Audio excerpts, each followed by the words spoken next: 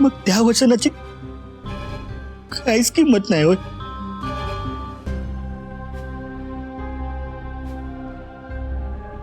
सुंदर,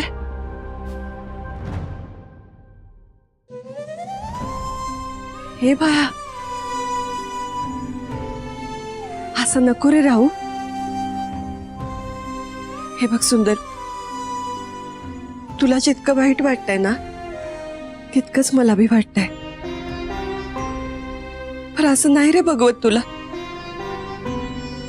आणि मला ठाऊक आहे परिस्थिती अवघड आहे. पण अशा येणं काय हेच औषध असतं बघ. थोडे दिवस जाऊ दे, समद ठीक होईल. हा, तू नको काळजी करू. कसं समजा ठीक होईल आई? हे बघ, हे काय आहे? घटस्फोटाचे पेपर आहेत.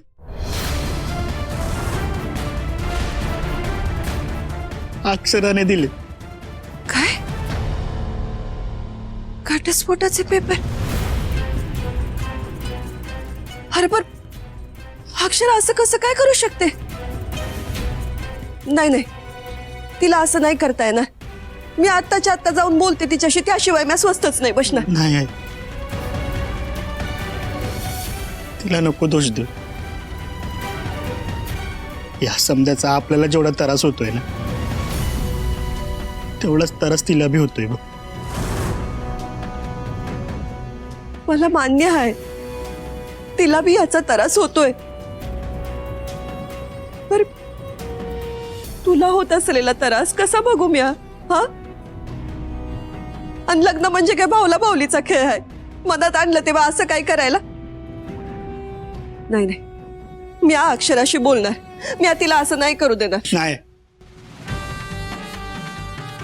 या दोष देऊन काय बी उपयोग नाही.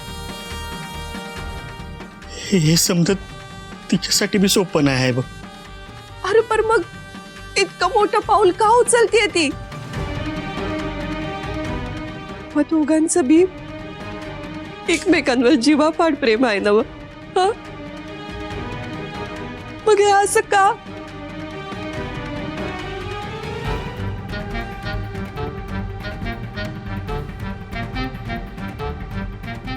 कधी कधी आपल्या समोर अशी परिस्थिती येते ना आई की आपल्याला त्या परिस्थितीसमोर झुकावं लागतंय बघ.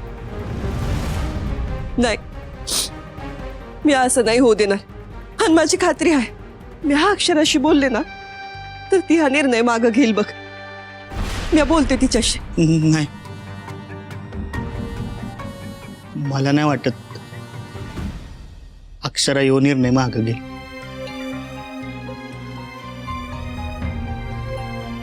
पण आई,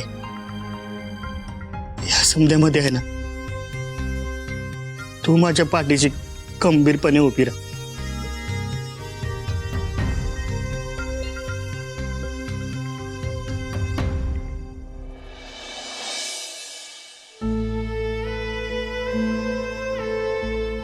खरंच माफ करा हो मला. तुमच्या हातात हे डिवोर्स पेपर्स देताना माझं मन किती तुटलं होतं नाही सांगू शकत तुम्हाला. पण हे करण्याशिवाय माझ्याकडे दुसरा कुठलाच पर्याय नव्हता. ही अशी वेळ आयुष्यात येईल असं कधीच वाटलं नव्हतं. परिस्थितीपुढे मी हतबल झाली. तुम्हाला दुखवायचं नव्हतं, खरंच नव्हतं. प्लीज मला माफ करा.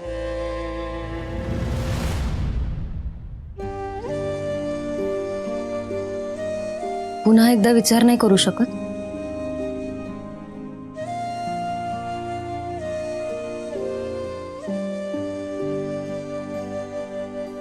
खूप विचार करून निर्णय घेतलाय मी शरू.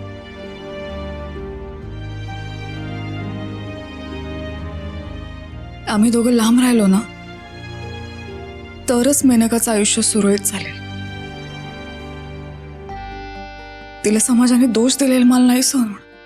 पण तुला असं वाटतंय का जीजू असं काही करतील? ते असे नाहीयेत. तुझा विश्वास नाहीये का त्यांच्यावर? स्वतःपेक्षा जास्त विश्वास आहे माझा त्यांच्यावर. पण समोर जी परिस्थिती आहे ती नाही ना ग नाकारू शकत.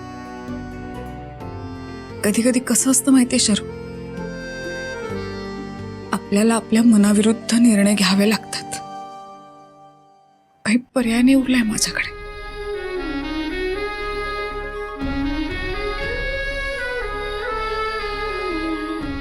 मेनका एक स्त्री आहे ग, आणि एका पुरुषाकडून एका स्त्रीच्या आयुष्यात अशी घटना घडल्यावर तिच्या मनावर काय आघात होतील, तिला काय भोगावं लागेल, ती जाणीव हवी अगं आपल्याला.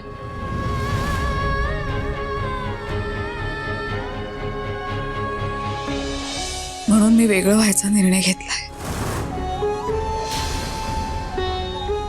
हे बघ, मला तू जे बोलतेस ते सगळं पटतंय, पण स्वतःचं दुःख झाकून दुसऱ्याचं सुख जपण्याचा प्रयत्न करतेस. जीजूचं दुसऱ्या कुणाशी तरी लग्न होताना पाहणं तुला शक्य आहे का? तुला सहन होईल का ते? नाही होणार सहन. म्हणूनच मी ठरवलंय हे घर सोडून कायमचं निघून जायचं.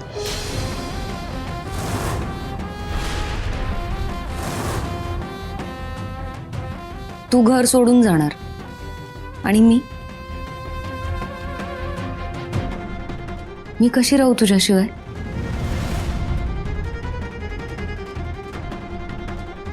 मी पण येईन तुझ्यासोबत. आपण दोघी एकत्र राहू.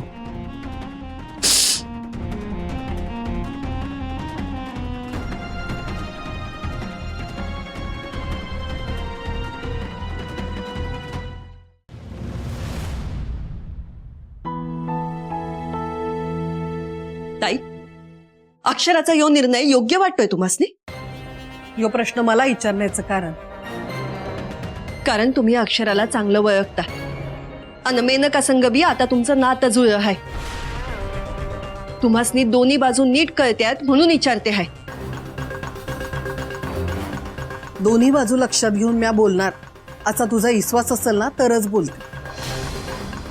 अक्षराचा निर्णय मला योग्यच वाटतो. आणि एक बाई म्हणून विचार केलास ना तर तुला बी तो निर्णय पटेल. खरंच अक्षरा घटस्फोटाचे पेपर घेऊन आली आहे हे समजा तुम्हासनी योग्य वाटतंय? वहिनी, अक्षरा समजूतदार आहे. तिने एवढा मोठा निर्णय घेतलाय, त्यामागं काहीतरी ठोस कारण असेलच की. तिला बी वाटत असेल सुंदर आणि मेनकाचं लग्न व्हावं. नाही ताई, अक्षराचं हे वागणं तर